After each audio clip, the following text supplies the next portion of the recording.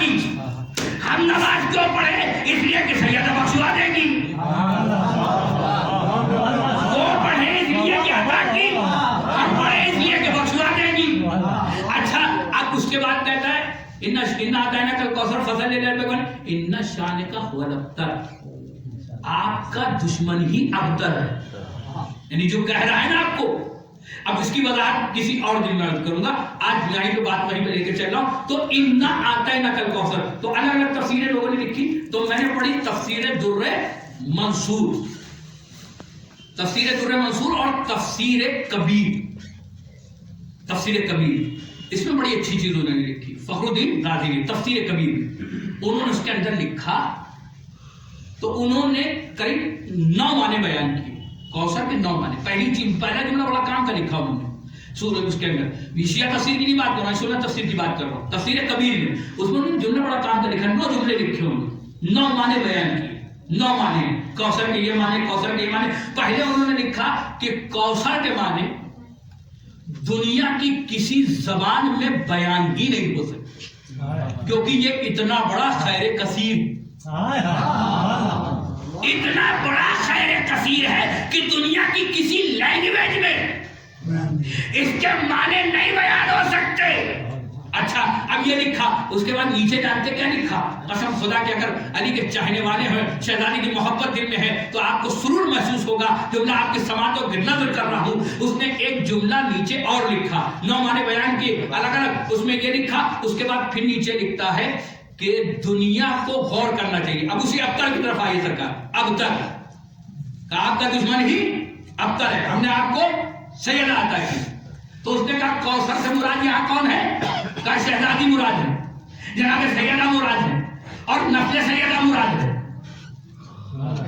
نسل سیدہ مراد ہے. اس کے بعد کہتا ہے کہ دنیا کو غور کرنا چاہیے کہ بنی امیہ اور بنی عباس کی نسلیں فنا ہو گئی سیدہ کی نسل کو ختم کرنے میں، لیکن نسل سیدہ آج بھی موجود ہے.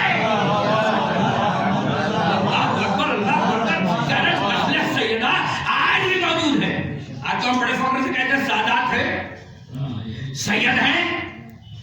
حالانکہ جو سید کہتے ہیں ان میں سے بہت کم لوگوں کا علم ہوگا. یہ عرف عام میں سید ہے، عرف عام میں، اور یہ غلط بولا جاتا ہے. لفظ ہے سید، سید نہیں.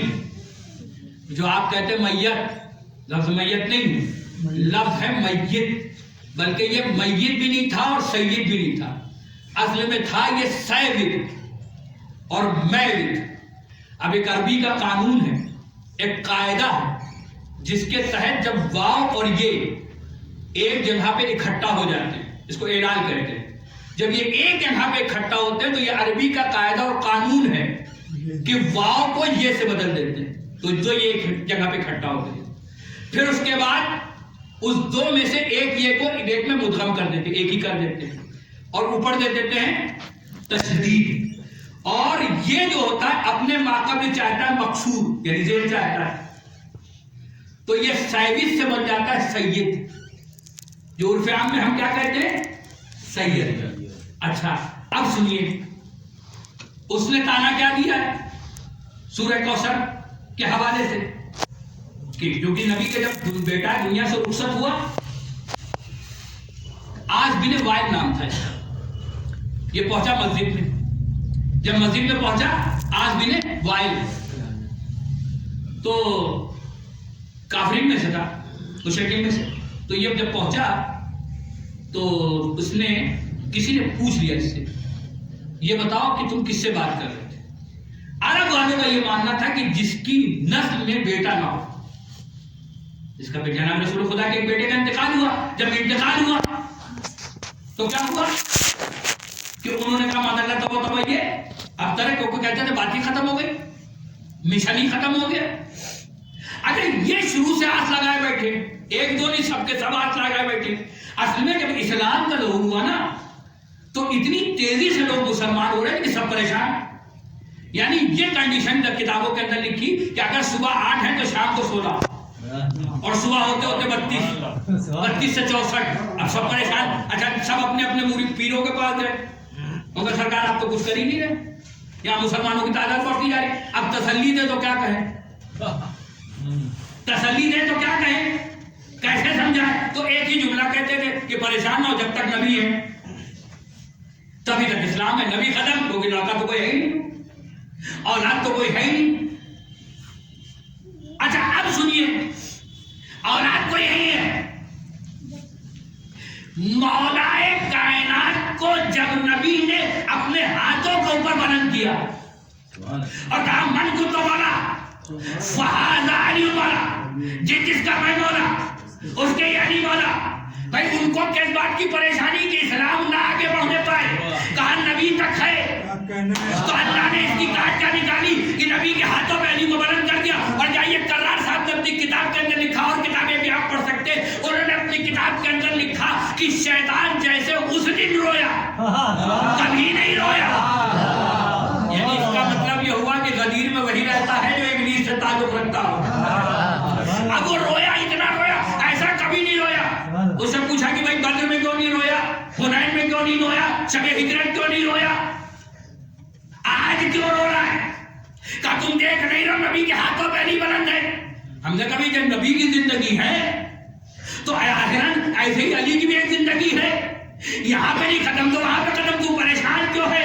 کہ تو نے دیکھا نہیں, دیکھنے میں تو خالی نبی نے علی کو بلند کیا, لیکن علی کو خالی نہیں بلند کیا, قیامت تک آنے والے 12 علیوں کو بلند کر دیا.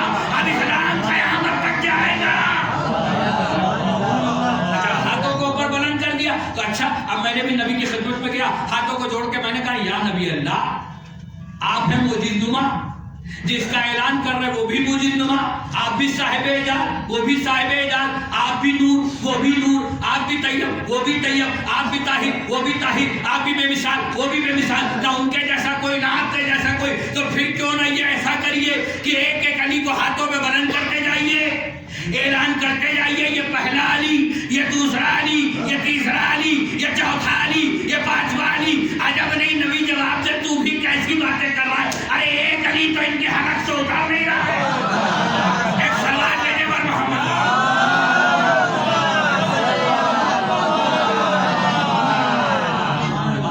اِنَّا أَعْطَيْنَاكَ الْكَوْثَرَ, اے رسول ہم نے آپ کو کوثر عطا کیا. فَصَلِّ لِرَبِّكَ وَانْحَرْ, یہ فضل ہے آپ کے رب کا. اِنَّ شَأْنَكَ هُوَ الْأَبْتَرُ. تو قرآن, اب میں اسی منزل پہ آؤں جہاں میں نے بات کی شروعات کی تھی. یہ جو ہم آپ پڑھتے ہیں یہ ہے عربی, ہمیں اس کے معنی نہیں مانتے کیونکہ عربی ہماری لینگویج ہے, عربی ہماری زبانی. اچھا یہ ماننا پڑے گا کہ اللہ نے قرآن کو نازل کیا عربی میں, اور جب عربی میں نازل کیا تو کوئی نہ کوئی خصوصیت عربی میں ضرور ہوگی. دنیا کی کسی اور زبان میں اللہ نے نازل نہیں کیا. ایسا نہیں ہوا کہ انگریزوں کے لیے انگریزی میں, پاکستانیوں کے لیے اردو میں, اس نے بھیجا عربی, قرآن بھیجا عربی میں. اگر ہم کو معلوم نہیں کہ اس کا ترجمہ کیا ہے تو ہم یہ جو قرآن ایک یہی بہت مشکل سے پڑھتے ہیں, یہ قرآن ہی بہت مشکل سے پڑھتے ہیں. بہت سے لوگ کہتے ہیں ایج ہو گئی ہے, بہت سے لوگ کہہ رہے ہیں وقت نکل گیا ہے, بہت سے لوگ کہہ رہے ہیں ٹائم نہیں مل رہا ہے. وقت نہیں ہے, ٹائم نکل گیا ہے, ٹائم نہیں ہے. اس کے پڑھنے کے لیے بات کر, عربی گرامر کی بات نہیں کر رہا ہوں, عربی ترجمے کی بات نہیں کر رہا ہوں. اس کے لیے تو بہت سے علم چاہیے. بڑے بڑے علماء پوری زندگیاں صرف کرتے ہیں تب جا کے اس کو سیکھتے ہیں, ایسے نہیں سیکھتے. اچھا اب ظاہر سی بات ہے کہ ہم جانتے نہیں, اور علم کی کسی منزل پہ پہنچ جائے, یقینی یہ نہیں کہہ سکتا کہ یہ وہی ہے جو اللہ نے کہا ہے. صرف آل محمد کہہ سکتے ہیں کہ وہی ہے جو اللہ نے کہا ہے. اچھا وہ واقعہ پورا آپ کے ذہن میں ہوگا 11ویں امام کا, جس میں شخص تھا اسحاق کندی. ایک شخص تھا, اس نے ایک موٹی سی کتاب تیار کری. کس بات کے اوپر تیار کی؟ اس بات پر تیار کر لی کہ اللہ نے خود قرآن میں کہا ہے کہ اگر یہ کتاب میری طرف سے نہ ہوتی تو اس میں تضاد پاتے. دیکھیے اس آیت میں یہ اللہ نے کہا ہے, اس میں یہ کہا, اس میں یہ کہا, اس میں یہ کہا. اتنی موٹی کتاب تیار. بات امام کو علم میں ظاہر سی بات ہے. تو ایک شاگرد تھا جو وہاں بھی جاتا تو یہاں بھی جاتا. ہوتے نا کچھ لوگ ادھر بھی ادھر بھی، ایسے ادھر ادھر والا کوئی تھا. تو امام نے اس سے کہا کہ تم اپنے استاد کو سمجھاتے نہیں. اس نے ہاتھوں کو جوڑا، کہا مولا میری کیا اوقات میں اپنے استاد کو سمجھاؤں. وہ ٹھہرا استاد میں ٹھہرا شاگرد. کہا اچھا سوال تو کر سکو. کہا سوال کرنا ہمارا کام. کہا ٹھیک ہے، جب آؤ جاؤ، آج اس سے جب جانا تو اس سے سوال کرنا. کیا سوال کرنے سرکار؟ کہا سوال یہ کرنا کہ یہ جو آپ نے کہا کہ اللہ نے اس آیت میں یہ کہا، اس میں یہ کہا، اس کے معنی یہ، اس کے معنی یہ تضاد ہے. تو اس سے بس اتنا پوچھ لینا کہ یہ جو معنی آپ نے سمجھے یہ آپ کے ذہن کے معنی ہیں یا اللہ نے آپ سے کہے. اگر اللہ نے کہے تو ملاقات کب ہوئی ہے بتا دیں. مجھے نہیں معلوم آپ کہاں بیٹھے. بھائی ملاقات کب ہوئی یہ بتا دیے. پہنچ گیا وہ، سلام کیا، السلام علیکم استاد صاحب. وعلیکم السلام. اب وہ بیٹھ گیا. بیٹھنے کے بعد ایک مرتبہ اس نے کہا استاد ایک سوال کروں. کب پوچھو بھائی کیا پوچھنا ہے. کہا یہ بتائیے کہ یہ جو آپ نے اتنی موٹی کتاب تیار کی ہے اور اس میں ایک آیت میں آپ کہہ رہے ہیں یہ کہا گیا ایک میں یہ، تو یہ آپ کے ذہن کے معنی آپ نے سمجھے ہیں یا اللہ نے کہے؟ اور اگر اللہ نے کہے تو ملاقات کب ہوئی ہے بتا دیں. وہ کھڑواٹ اٹھ بیٹھا. اس نے کہا سوال تم نے کیا کیسے؟ کب ایسی میرے کہا نہ ہو ہی نہیں سکتا جو استاد کے ذہن میں نہ آئے وہ شاگرد کے کہاں سے ذہن میں آ جائے گا. یہ کہہ کہ اس نے پوری کتاب جلا دی. تو معنی سمجھنا آسان نہیں ہے. اب آئیے امام کی حدیث کی طرف آتا ہوں. ہمارے اور آپ کے چوتھے امام زین العابدین، چوتھے امام ہمارے فرماتے ہیں کہ ایک آیت کے 70 ظاہر ہوتے ہیں اور 70 باطن ہوتے ہیں. یعنی ایک آیت کے کتنے ہو گئے معنی؟ جو ترجمہ سمجھیں گے 70 ظاہر 70 باطن تو کتنے ہو گئے؟ 140. 140. اب ہم نے جب سمجھا تو پہلا سوال تو یہ کہ اس میں سے ہے کہ نہیں ہے، اور اگر اس میں سے ہے تو کون سے ہیں؟ ظاہر والے ہیں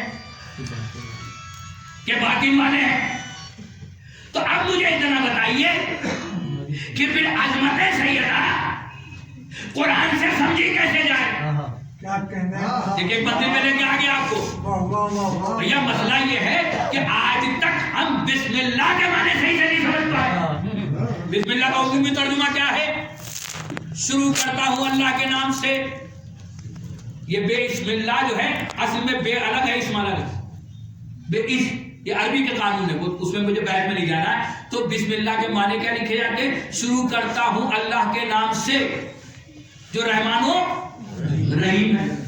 اچھا ہم نے رحمان کے معنی بھی رحم کرنے والا اور رحیم کے معنی بھی رحم کرنے والا. پہلی آیت ہے نا، دیکھیے اس منزل پہ آپ کو لا رہا ہوں. پہلی آیت ہے، رحمان کے معنی بھی وہی، رحیم کے معنی بھی وہی. اچھا پہنچا ایک شخص چھٹے امام جعفر صادق چھٹے امام کے پاس پہنچا. جتنا وقت مجھے دیا اس میں اپنی بات تمام کرنا ہے. چھٹے امام کے پاس پہنچا، کہنے لگا مولا یہ بتائیے کہ رحمان کے معنی کیا، رحیم کے معنی کیا؟ تو مولا نے کہا یہ بتاؤ تم کیا معنی دیتے؟ مولا ہم تو جو رحمان کے معنی دیتے ہیں وہی رحیم کے دیتے ہیں. رحمان کے معنی بھی رحم کرنے والا، رحیم کے معنی بھی رحم کرنے والا. مولا نے کہا نہیں، رحمان سے مراد ہے رحمت عامہ اور رحیم سے مراد ہے رحمت خاصہ. رحمان سے مراد ہے رحمت عامہ، رحیم سے مراد ہے رحمت خاصہ. اب عامہ خاصہ کیا ہے؟ مثلاً دھوپ نکلی تو یہ نہیں دیکھے گی کہ گھر کس کا ہے، پوری مخلوق خدا کو فائدہ پہنچائے. ہوا چلی تو یہ نہیں دیکھے گی کہ کس کا گھر ہے، کون سا شہر ہے، کون سا ملک ہے، سب کے لیے. بارش ہوئی تو سب کے لیے. یہ کیا ہے؟ یہ ہے رحمت عامہ. اب اگر واقعی یہ جامع فاطمی بنا رہے تو میرے ساتھ بولیے کہ جملہ آپ کی سماعتوں کے یہ ہے رحمت عامہ. اب رحمت خاصہ کیا ہے؟ کہ رحمت خاصہ کا اظہار دنیا میں ہو ہی نہیں سکتا. اس کا اظہار آخرت میں ہوگا اور وہ صرف مومنین کے لیے ہوگی. اب آپ مجھے اتنا بتائیں، میں سوال کر رہا ہوں پھر اب مجھے اتنا بتائیے کہ جب ہم آج تک صحیح معنوں میں بسم اللہ کے معنی نہ سمجھ پائے تو پھر قرآن کیسے سمجھے؟ مدد لینا پڑے گی کس سے؟ اہل بیت علیہ السلام سے. اچھا میں نے پڑھی تھی آپ کے سامنے آئے تطہیر، انما یرید اللہ لیذھب عنکم الرجس اہل البیت ویطہرکم تطہیرا. تو اس کے مقدمے کی ایک بات پڑھ دوں اور اس کے بعد انشاءاللہ اگلی مجلس میں بیان کروں، بات تمام کر دوں کہ آیت تطہیر میں نے پڑھی. یہ آیت تطہیر نہیں ہے قسم خدا کی، یہ دشمن اہل بیت کے منہ پہ تالا ہے. میں نے ایسے نہیں کہا دلیل دوں گا سرکار، بنا دلیل کی بات ہی نہیں کرتا ہوں. یہ دشمن اہل بیت کے منہ پہ تالا ہے سرکار. آپ کہیں گے کیسے تالا ہے؟ تالا ایسے ہے کہ آیت تطہیر سے پہلے جب کسی آیت کے لیے یہ کہا جاتا تھا کہ علی کی شان میں، تو کہتے نہیں فلاں کی شان میں، کہا امام حسن کا فلاں کی شان میں، امام حسن کا فلاں کی شان میں، شہزادی کا فلاں کی شان میں. لیکن آیت تطہیر میں ان کے منہ پہ تالا پڑ گیا. وجہ کیوں؟ وجہ یہ ہے کہ لفظ اہل بیت اللہ نے استعمال کر لیا. اب یہ تو کہہ نہیں سکتے کہ یہ ہیں نہیں ختم. اب یہاں پہ کیا انہوں نے شرک. ابھی تک کر رہے تھے کفر، اب کرنے لگے شرک. میں پڑھ ہی سکتا ہوں، سمجھنا آپ کا کام ہے. کفر پہلے کرتے تھے، آیت تطہیر آنے کے بعد کرنے پہ شرک پہ آمادہ ہو کے ملاوٹ. کہا اہل بیت سے مراد، اہل بیت سے مراد ہمارے کہ اہل بیت سے مراد کیا ہے؟ پنجتن پاک، ظاہراً پنجتن پاک، باطناً چہاردہ معصومین، اور باقی اماموں کی شمولیت ہے اس طریقے سے کہ امام حسین کے ذریعے سے باطناً 14 شامل ہیں. اس آیت تطہیر میں یہاں لفظ اہل بیت استعمال کیا. کیا کہا؟ اے اہل بیت رسالت. اب یہ جو انما ہے یہ اصل میں انا الگ تھا، ما الگ تھا. انا اور ما مل کے بنا انما، یہ بنا کلمہ حصر. کلمہ حصر کی خصوصیت یہ کہ یہ جہاں پہ آتا ہے اپنے ممدوح کی شان میں ایک گولا ایک دائرہ کھینچ دیتا ہے. یہ عربی کے قانون ہے. اپنے ممدوح کی شان میں دائرہ اور گولا کھینچ دیتا ہے کہ جو اندر ہے وہ اندر رہے، جو باہر ہے وہ باہر رہے. نہ اندر والا باہر جا پائے، نہ باہر والا اندر جا پائے. قسم خدا کی یہ کلمہ حضر نہیں، یہ عصمت کی ایک لکیر ہے، عصمت کی ایک دیوار ہے، عصمت کی ایک باؤنڈری وال ہے، باؤنڈری وال ہے. اچھا اے اہل بیت رسالت، بس اللہ یہ چاہتا ہے کہ تم سے ہر طرح کے رزق کو دور رکھے، ایسا پاک رکھے جیسا پاک رکھنے کا حق ہے. اس کا مطلب رزق اہل بیت کے قریب نہیں جا سکتا. اب کیا کیا جائے؟ کچھ اپنوں میں بھی ہو گئے. ہم تو درگاہ نہیں جاتے، ہم تو دہلیز نہیں چومتے، ہم تو در سیدہ پہ نہیں جاتے، امن نہیں جاتے، نہیں چومتے، نہیں جھکتے. تو یہ نہ سوچو کہ تم دور ہو. اب بھیا اللہ نے کہا ہے اہل بیت رسالت تم سے ہر طرح کے رزق کو دور رکھے. یہ جو رزق ہے یہ پاس جانے نہیں دے رہا ہے. یہ جو رزق ہے یہ پاس جانے. رزق کی بھی تو قسمیں ہیں، پتہ نہیں کون سا رزق ہے. بھائی میں آپ کے ساتھ جا رہا ہوں، درگاہ کی طرف سے گزرا، آپ نے کہا یہ مولانا زیارت کر لیں، دہلیز چوم لیں. ہم نے کہا نہیں سرکار ہم اس وقت پاک نہیں ہیں. اس کا مطلب رزق اہل بیت کے قریب نہیں. اب اگر کوئی کہہ رہا ہے کہ فخر ہے کہ ہم درگاہ نہیں گئے، ہم نے دہلیز نہیں چومی، اب یہ فخر کی نہیں نجاست کی بات ہے. یہ نجاست ہے جو پاس نہیں آنے دے رہی. اچھا رزق کی بھی کچھ میں بس آخری جملہ مصائب کی طرف پھر انشاءاللہ آگے گفتگو ہوگی کہ کہنے لگے کہ یہ رزق ہے جو اہل بیت کے قریب نہیں جانے دے رہا. رزق کی بھی قسمیں پتہ نہیں کون سا رزق ہے، ظاہراً ہے کہ باطناً ہے کہ فعلاً ہے کہ عملاً ہے کہ قولاً ہے، پتہ نہیں کون سا رزق ہے. اب لکھنؤ میں زبان پہ لکھنؤ کا ایک جملہ نہ کہوں کہ پتہ نہیں کون سا رزق ہے جو آپ کو اہل بیت کے قریب نہیں جانے دے رہا ہے. پتہ نہیں قولن ہے کہ فعلن ہے کہ ظاہرن ہے کہ باطنن ہے کہ عملن ہے کہ فعلن ہے کہ نسلن ہے.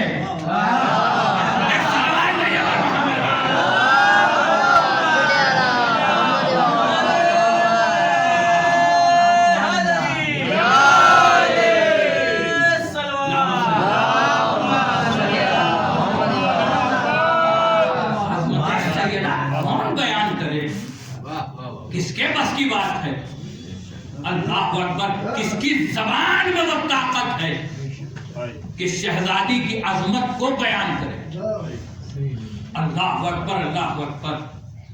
یہ ایام فاطمی کیوں مناتے ہیں؟ خوش نصیب ہیں آپ علماء میں. وحید خراسانی صاحب سب سے بڑی محنت.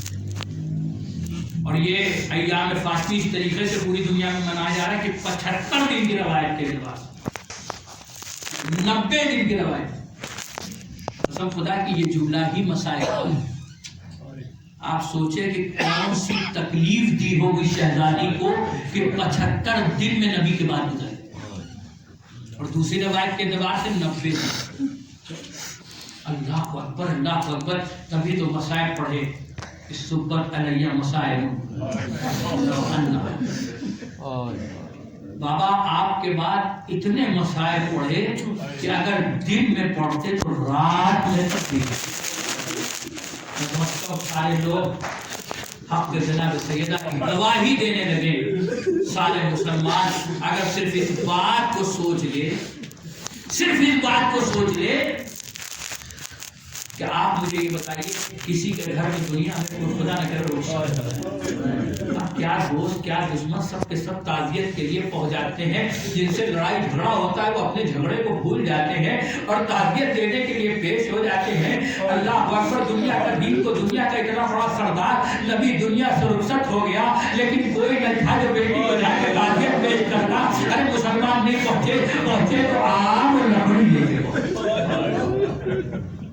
آگ اور لکڑی لے کے. علامہ شبلی نعمانی نے اپنی کتاب کے اندر لکھا کہ انہوں نے قسم کھائی اور ان سے کوئی ان کے مزاج کی وجہ سے ان سے کوئی بعید نہیں کہ انہوں نے سیدہ کے دروازے کو آگ لگایا.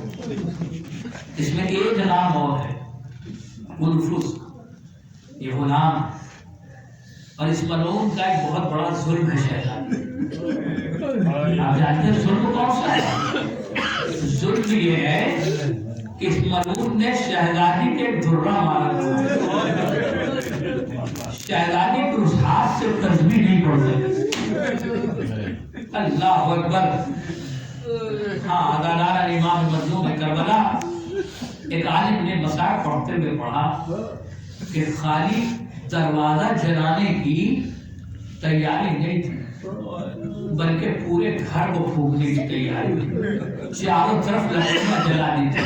خدا لعنت کرے اس ملعون کے اوپر جس نے شہزادی کے دروازے کو آگ لگائی. وہ دروازہ جہاں پہ فرشتے آتے تھے, وہ دروازہ جہاں پر آیتوں نزول ہوتا تھا, اس دروازے کے اوپر آگ لکڑی لائی گئی. اور شہزادی نے جب اندر سے کہا, کہتی ہے شہزادی اے پسر خطاب فرزند رسول اس گھر میں ہے, میرے چھوٹے چھوٹے بچے, کیا تم پرواہ نہیں کرے گا؟ اس نے قسم کھائی کہ میں پرواہ نہیں کروں گا, گھر کے دروازے کو آگ لگا دوں گا. آگ لگانا نے امام مظلوم کربلا آگ لگا دی, لیکن اسی میں اکتفا نہیں کیا بلکہ ظالم نے ایک لات ماری, دروازہ شہزادی کے اوپر گرا. شہزادی دروازے کے نیچے آواز فضا میرے قصر میں میرا موت شہید ہو. جزاکم ربکم خیرن جزا. خدا کو کسی غم میں نہ رلائے. غزالہ نے امام مظلوم کربلا ایک مرتبہ دروازہ گرا, شہزادی تھوڑی دیر کے لیے خاموش ہو گئی. جیسے ہی خاموش ہوئی ایک مرتبہ جب آنکھ کھلی تو آواز دی فضا ابو الحسن کہاں ہے؟ کہ ابو الحسن کے گلے میں رسی کا پھندا ڈال کر مدینے کی گلیوں میں کھینچا جا رہا ہے. بس یہ سننا تھا. شہزادی اپنا درد بھول گئی, اپنے زخم بھول گئی. ایک مرتبہ اٹھی اور آواز دی, اگر علی حسن کو نہ چھوڑا، قلو ابل حسن، ابل حسن کو چھوڑ دو ورنہ میں سر کے بال کھول دوں گی۔ سلمان فارسی کہتے ہیں بی بی کا اتنا کہنا تھا کہ مسجد النبی کی دیواریں بلند ہونا شروع ہوئی، کہتے ہیں اتنی بلند ہوئی کہ کوئی نیچے سے گزر جائے، لوگوں نے سوچا کہیں قیامت نہ آ جائے، ارے فوراً علی کے گلے سے رسی سے پردہ کھینچ لیا۔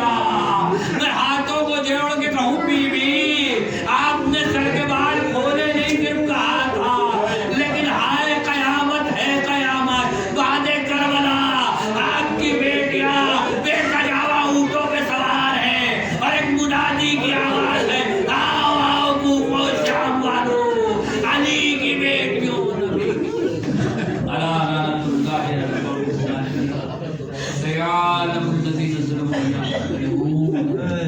ہمارے رات جو واسطہ محمد والے ان کا واسطہ کرنے سے پاک ہماری اس مختصر سی ہدایت کو قبول فرما۔ ہمارے ہم سب کو ہمارے سالے کی توفیق دے، ہمارے ہم سب کو علم دین حاصل کرنے کی توفیق دے، ہمارے جہاں کہیں بھی شیعہ نے ہے کرام کے جان مال عزت آبرو کی حفاظت فرما۔